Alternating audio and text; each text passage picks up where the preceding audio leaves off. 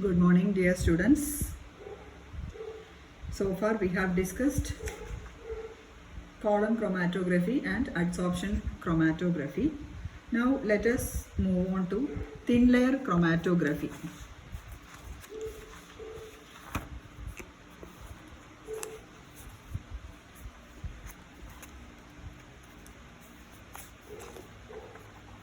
Thin layer chromatography.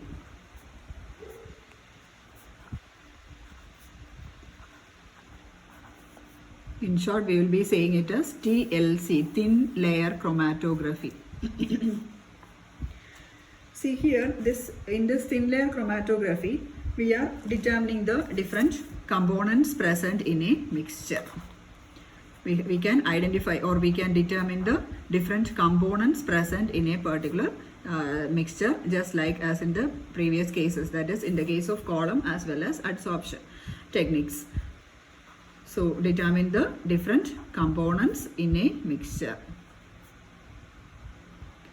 Here also we are separating the different components by using this thin layer chromatographic techniques.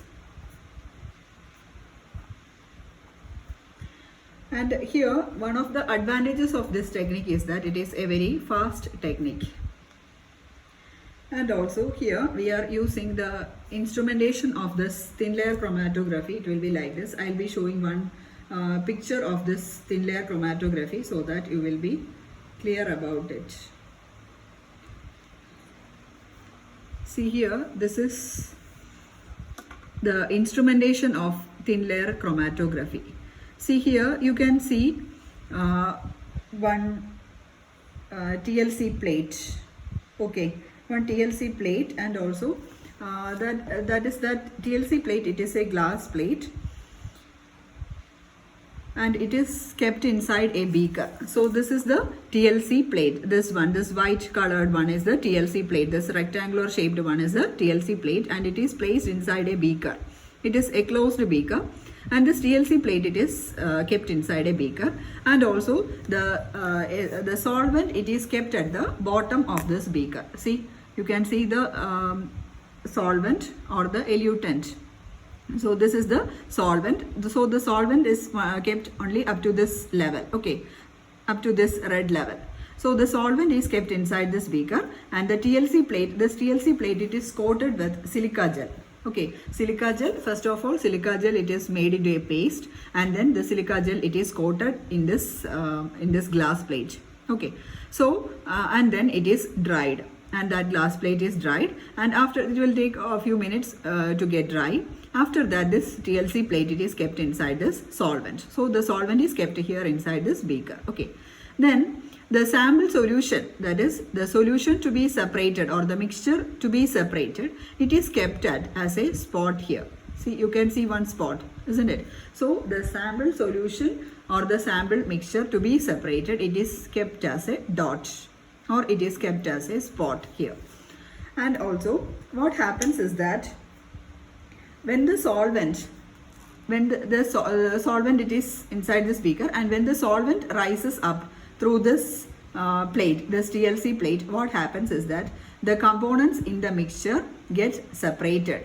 Okay, as the solvent rises up, the solvent will be rising up as a result of adsorption. Okay, the solvent will be rising up as a result of adsorption as well as electrostatic force of attraction. Okay, so two forces are acting there as a result of adsorption and as a result of electrostatic force of attraction. The moving component will be adsorbed at this TLC plate.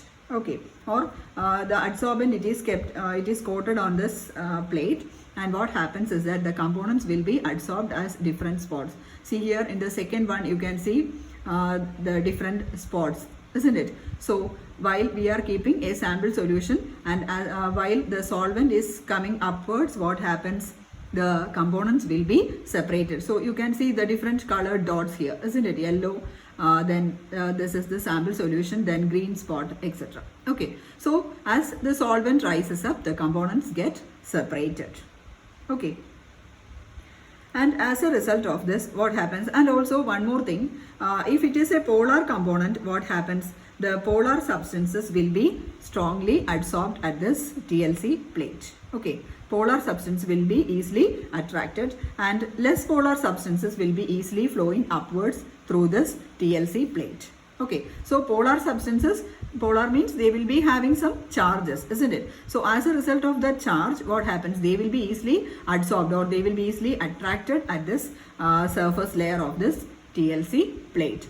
And the less polar substances will be rising up, or the less polar substances will be passing over this TLC plate more easily.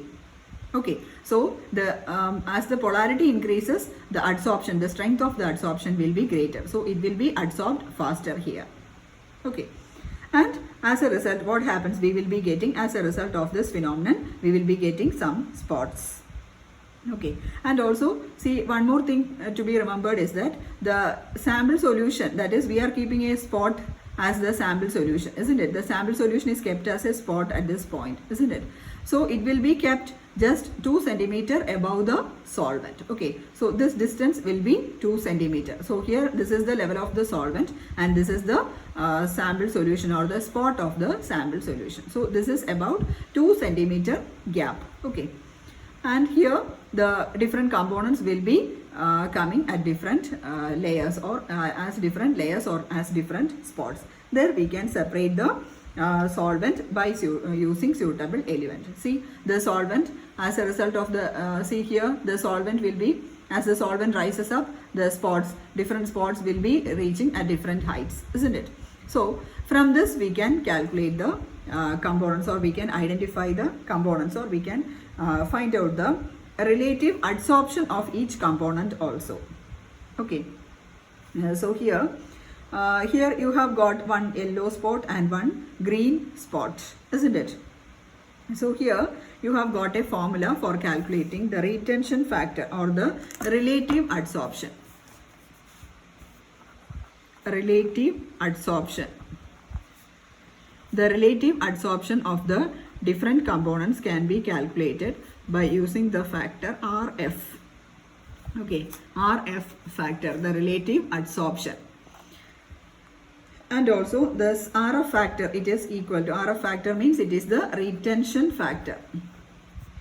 It is the retention factor. RF factor, it is the retention factor, and RF is equal to, it is the distance travelled by the component.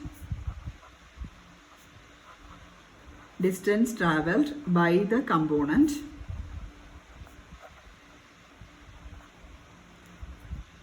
from baseline.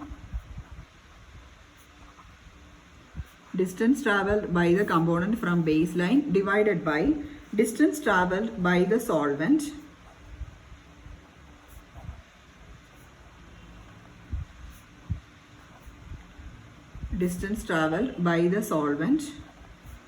from baseline.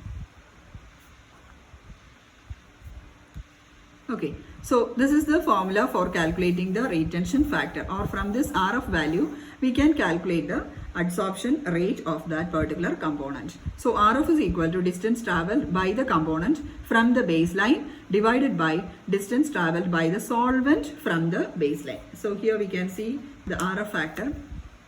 See here.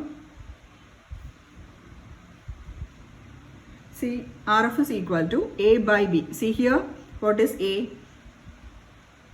A is the distance travelled by the component from the baseline, and B is the distance travelled by the solvent. See here, suppose we are taking this particular component, this red component.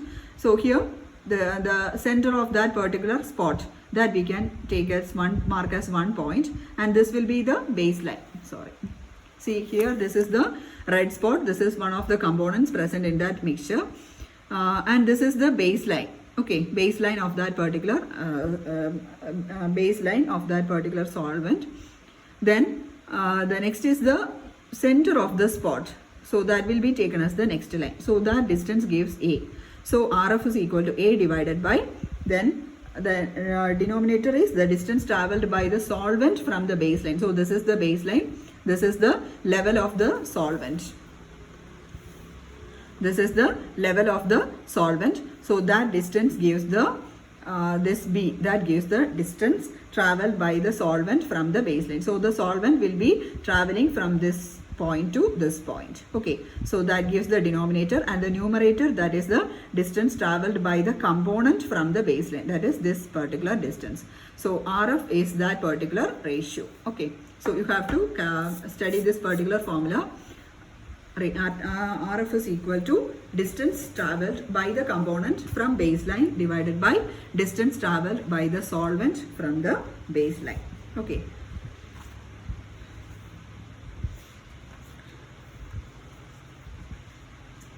Then the next one, it has got some advantages also. This TLC has got some advantages. It can be used for both organic as well as inorganic compounds.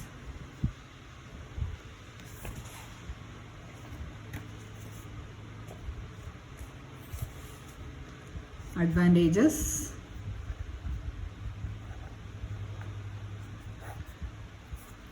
It can be used for identifying the components in organic as well as inorganic compounds. That is the first advantage. Then second one, as already said, it is a fast process. It's a fast process and also more sensitive also. More sensitive as well as a fast process. So that means if some impurities are there, it will also be coming as a dot in that or it will be coming as a spot in that particular TLC plate. Okay, so this is a fast process as well as sensitive one. Then the next one, it can be used in unstable mixtures also. It can be used in thermally unstable mixtures also. That means it can be used for heat. That is some compound, suppose if we are giving some heat, what happens, or if we are increasing the temperature, what happens, it will be decomposing or it will be disintegrating. So that means it is highly unstable in the presence of heat. So for such type of mixtures also we can use this TLC for separating the components of thermally unstable mixtures. Also we can use this TLC technique. Then the next one, the fourth one, it gives sharp zones. It gives sharp zones. That means, see here you can see the spots are very clear, isn't it? Isn't it? The spots are very clear. The yellow spot or the blue spot or the red spot or the green spot, these are all very clear. Okay, so that means it will be giving sharp zones or sharp dots. And also see, what about the diffusion of these spots? The diffusion is also minimum, isn't it? The spreading of the spots is also minimum. It is very clear, isn't it? So the diffusion of the spots is minimum and also the spots are very clear also. Give sharp zones and also the diffusion is minimum. Diffusion of spots is minimum. It is not easily spread. Okay. Then the next one.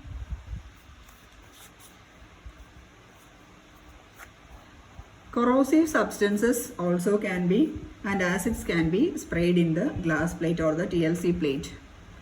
Corrosive substances and acids can be sprayed on the TLC plate. See this TLC plate, it is a rectangular glass plate. Okay, so usually you know this glass plates, these glass plates usually they are less corroded, isn't it? They are less corroded. So the TLC plates are less affected by corrosive substances as well as acids. Okay, they are not easily corroded. So that is one major advantage of using this TLC plate. Okay, so corrosive substances and acids cannot harm the TLC plate. And then the next one, this is a simple technique as well as and cost effective. Simple and cost effective technique. So simple as well as cost effective technique. That means it doesn't need a wastage of money and also it is very easy also. It will take a very short period of time, suppose 1 day or so. Okay, So it is a very simple and cost effective technique. So these are the advantages of using this TLC technique, thin layer chromatography technique. So can be used in organic and inorganic compounds, fast process and sensitive, then thermally unstable, it can be used in thermally unstable mixtures, then gives sharp zones and diffusion of spots is minimum, then can be used this corrosive substances and acids can also be used, then it is a simple and cost effective technique. Okay, so this is about TLC. So, and also one more thing, in your textbook there is a diagram showing this TLC plate and also the mechanism of that TLC plate. I will show you that also.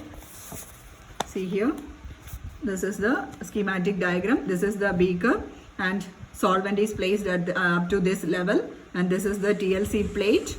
And this TLC plate, in this TLC plate, it is coated with a suitable stationary phase, and then the sample to be separated or the components to be identified, the sample mixture, it is kept as a dot here, and then what happens as the solvent rises up, it is then closed using a watch glass. The beaker, it is closed using a watch glass. Then what happens as time moves on, the solvent rises up, and along with the solvent the components of the mixture get separated as different spots. Okay, so from this we can calculate the RF factor also, or the RF value, retention factor also. RF is equal to distance traveled by the component from the baseline. So this is the baseline, and if we are taking this particular component, this is the numerator. This distance will give the numerator. Okay, this particular distance will give the numerator, and the denominator is distance traveled by the solvent from the baseline. Suppose if the solvent travels up to this particular point, what happens? This is the distance covered by the solvent from the baseline. That is, this distance is the denominator. Okay, so from this we can calculate the RF value. Hope you are clear.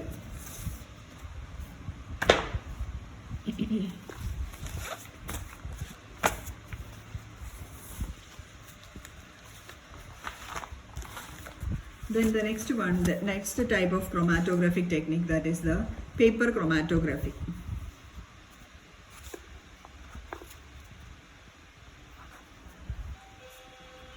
Paper chromatography. This is also very easy and simple technique, just like TLC. Okay, paper chromatography. Here, this in this paper chromatography, we are using a specially designed filter paper. A specially designed filter paper is used. Specially designed filter paper is used, and here the stationary phase. Stationary phase, it is the cellulose of the filter paper.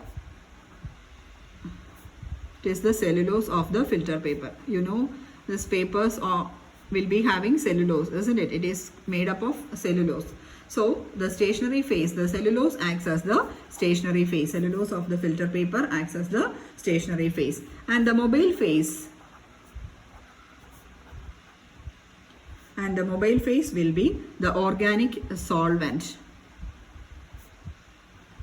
Mobile phase will be the organic solvent, and it can be either miscible or immiscible with the stationary phase. It can be either miscible or immiscible with stationary phase. And then I will be showing the instrumentation of this paper chromatography.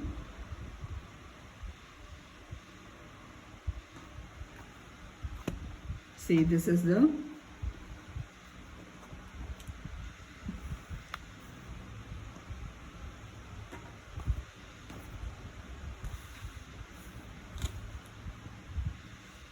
can you see this? See, this is the technique.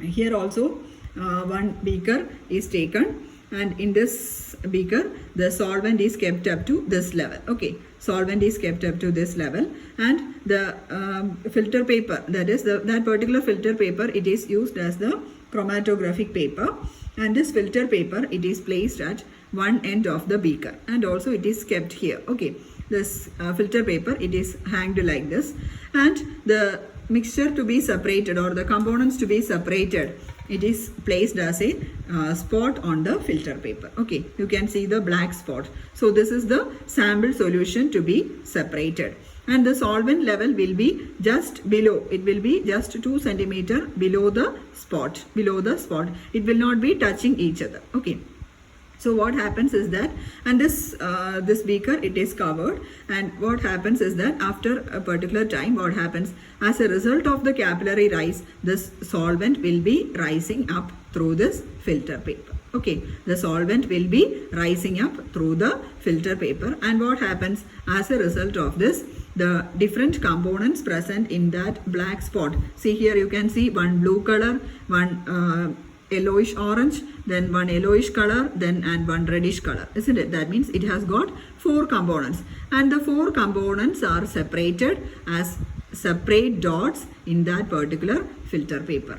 Okay, these 4 components, they are adsorbed at the in the cellulose of the filter paper. So from this we can find out, or we can determine the number of components present in that particular solution or in that mixture, and we can separate these components by using different solvents also. Okay, so if this particular red spot, it is miscible in a particular suitable solvent, then what we can do, we can use some suitable solvent through this filter paper into another beaker.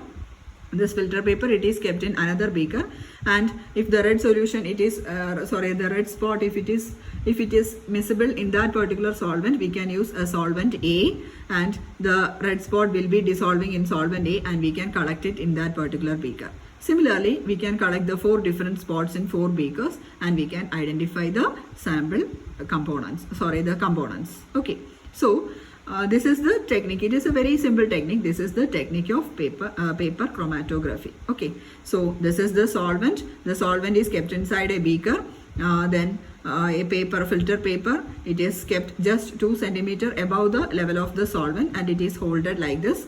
Then a sample solution, a dot, it is kept 2 centimeter above the filter paper, just above the solvent level, and as a result of capillary rise, what happens, the components will be separated. So these are the separated components. This is the solvent, then this is the solvent level or the solvent front. So the solvent will be flowing like this. Okay, so this is about the paper chromatography. Here also we can calculate the RF value. So RF is equal to distance traveled by the component from the baseline. Suppose we are considering the blue component, so this will be the distance, this will be the numerator, or this will be the distance traveled by the component from the baseline. This will be the numerator, and the denominator will be this distance, that is the distance traveled by the solvent from the baseline. So this is the baseline, and this is the distance traveled by the solvent. Okay, so that gives the denominator. So from this we can calculate the retention factor. Okay, so this is about paper chromatography. And see, sometimes here all these spots we can see, isn't it? They are all colored, isn't it? One has got blue color, one has got yellowish orange, then yellowish, and then a red spot. And in some cases these spots may not be colored, isn't it? So if they are not colored, we can't see the separation, isn't it? So in such cases we will be using some suitable reagents, and that reagents we can call it as the visualizing agents. Visualizing, that means we can those reagents which helps to visualize the different spots, or which helps to see the various spots. So such type of reagents we can call it as the visualizing agents. Okay, so this is about paper chromatography. So this is also a very simple technique, and also it is very easy to do also. Instrumentation is also very easy. Okay, so this visualizing agents, it is very important that you have to study. So sometimes all these topics or all these portions you will be asking for section B or section C. Sometimes it will be for 2 marks, or sometimes it will be for 4 marks. If it is for 4 marks, you have to draw the diagram and explain in detail. You should not just mention the points. You should write it in detail, and also you should draw the diagram if it is for 4 mark. Okay. Then the next is There are different types of paper chromatographic techniques.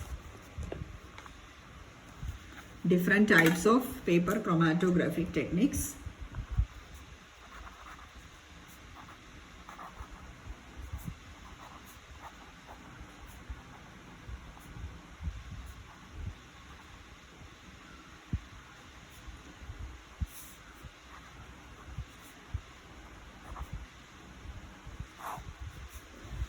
And the first one, that is the ascending paper chromatography.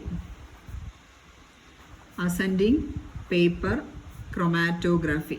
Okay. Then the second one, that is the descending paper chromatography. Descending paper chromatography. And the third one, that is the radial paper chromatography. Radial paper chromatography. Okay. So these are the different types of paper chromatographic techniques. First one ascending, second one descending, and the third one, that is the radial. From this term itself you can find out what is ascending paper chromatography. Ascending means it will be in the increasing order, isn't it? Descending means it will be in the decreasing order. Radial means it will be radially. Radially means it will be like this, isn't it? It will be in the radial way. So we can go through one by one. Ascending paper chromatography.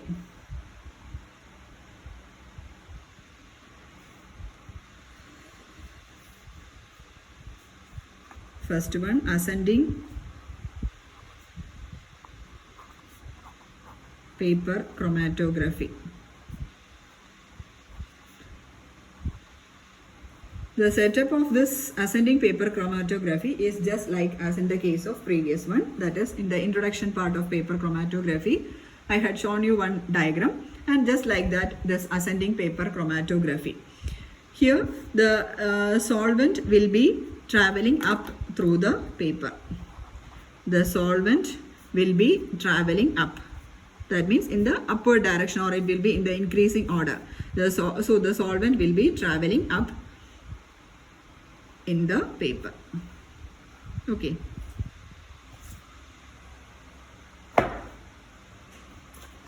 Just the same diagram. See here. The paper, it is the chromatographic paper, it is kept here and it is fixed there, and also the solvent kept in the beaker.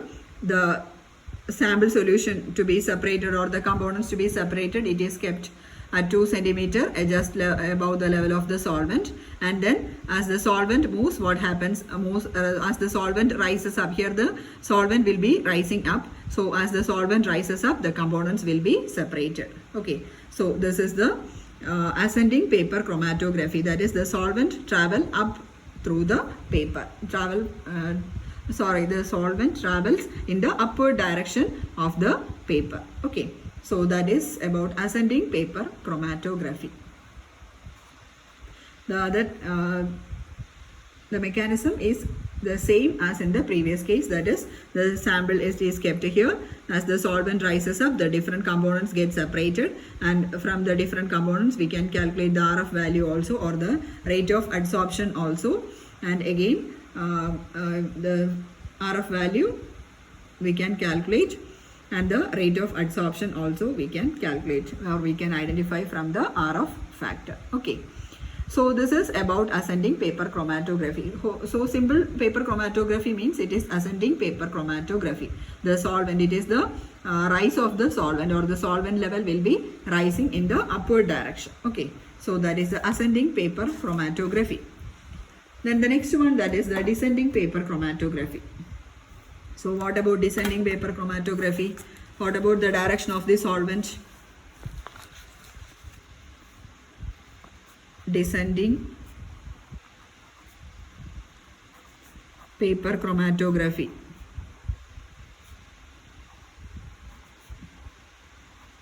Descending paper chromatography. See here, descending means the solvent will be traveling down through the paper. Solvent travels down the paper. Okay, so that means the solvent will be kept at the top. See here, this is the descending paper chromatography. See here also, you can see the beaker, and inside the beaker this filter paper, it is kept at the top position and it is hanged from the top, and the mobile phase, that is the solvent, it is kept at the top of the tank, isn't it? The mobile phase, it is kept at the top of the tank, and again this is a paper support for keeping the filter paper. Then the mobile phase will be allowed to flow down through the filter paper, and the sample solution, it is kept as a spot at this position. So what happens as the mobile phase moves down, what happens, the different components in the mixture get separated. So here this is the blue spot, this is one of the components present, and it is separated as the solvent reaches up to this level. Okay, so the only difference is that the solvent, it will be allowed to flow down through the filter paper, okay, or the solvent travels down the filter paper, that is descending chromatography. Okay, so this is the tank lid, this is the mobile phase, then the paper support. So the mobile phase, it is given in blue color, green color, so the mobile phase, it will be running downward, and this is the sample solution, and as the solvent travels down the filter paper, the different spots appears. Okay, so the blue spot, it is one of the components present in that particular sample. So this is descending paper chromatography. Okay, it is very easy, isn't it? Chromatography, you just go through, and the same is the ascending paper chromatography. Then the second type, that is the descending paper chromatography, and the third one we have to go through, that is the radial paper chromatography or the radial chromatography. Radial paper chromatography, or it is otherwise called as the circular paper chromatography.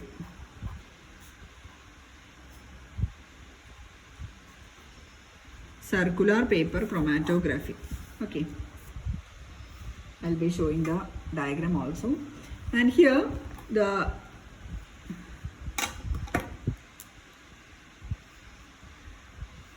a circular filter paper is used for this radial paper chromatography. Circular filter paper is used as the stationary phase. Okay, circular filter paper is used as the stationary phase. So that is why it is called as radial or circular paper chromatography. Okay, so let us see. This is the radial paper chromatographic instrumentation. So first of all, this particular, see, you can see one dish, isn't it, or one beaker. This is actually, this is not a beaker. This is called as Petri dish. Okay, this is called as Petri dish. Petri dish. Okay, this container is called as Petri dish. So this is the Petri dish, and the blue color, it shows the presence of solvent, or the solvent is filled here up to this level. Okay, up to this level the solvent is filled, and there is one wick. Okay, so this white color, that is one wick, or one wick kept at the center of this solvent. Okay, wick means it is thiri. Okay, vilakilokke idunna thiri ille adupole. It is a wick, and this is kept at the center of this solvent, and above that the filter paper is placed. Okay, the filter paper, the circular filter paper, it is placed above that wick, and this wick, it is kept in touch with the filter paper. Okay, this wick, it is kept in touch with the filter paper, and what happens is that the components to be separated, it is placed at the center of this filter paper. Okay, the components to be separated, or the sample mixture to be separated, it is kept at the center of the filter paper. So what happens is that as time moves on, the solvent rises through this wick. Okay, and this wick, it is kept in touch with the filter paper. So as the solvent rises through the wick, what happens, it will be reaching the spot, and what happens, the spots will be, the components in that spots will be separated as different bands or different circles. Okay, the if this particular red spot, it has got two components, two circular dots will be coming. Okay, and from that we can identify the components. Okay, see here, this is the picture of the chromatogram. So after the rising up of the solvent, what happens? See, you can see one pink dot, then pink circle, one yellow circle, one green circle, then one light yellow circle, isn't it? So different circles we will be obtaining from that filter paper. Okay, that is, I am showing this particular filter paper. Okay, this filter paper here and this filter paper from the top view. Okay, so this filter paper, it has got 1, 2, 3 and 4 components. Okay, so the 4 components will be coming as 4 different circles. Okay, that means, see here, if while we are placing the sample solution at this position, that is at the center of the circular filter paper, the solvent will be rising. Solvent means it is the mobile phase. The solvent will be rising through the wick, and while reaching the spot, what happens? The components in the spot will be coming as different circles in this filter paper, and these different circles will be like this. Okay, so by identifying these different circles, we can find out the components of that particular sample solution or sample mixture. So this is simply radial chromatography. This is also very easy to study. So you have to go through this diagram also. In your textbook also this diagram is there, but I think it is not so clear. It is a little bit darker. If you want, you can take the screenshot of this diagram and you can use it while studying. Okay, so this is the experimental setup for radial paper chromatography. So this beaker or this container, it is called as Petri dish, and this Petri dish, it is having a lid also. Inside this Petri dish we are keeping the solvent, a wick, then a radial paper or a circular filter paper, and at the center we are keeping a spot of the sample solution. Okay, so if you need, you can take the screenshot of this diagram. Okay, and this is the filter, this is the radial chromatogram. So by after getting the circles, we can call it as the chromatogram. This is a graph, or isn't it?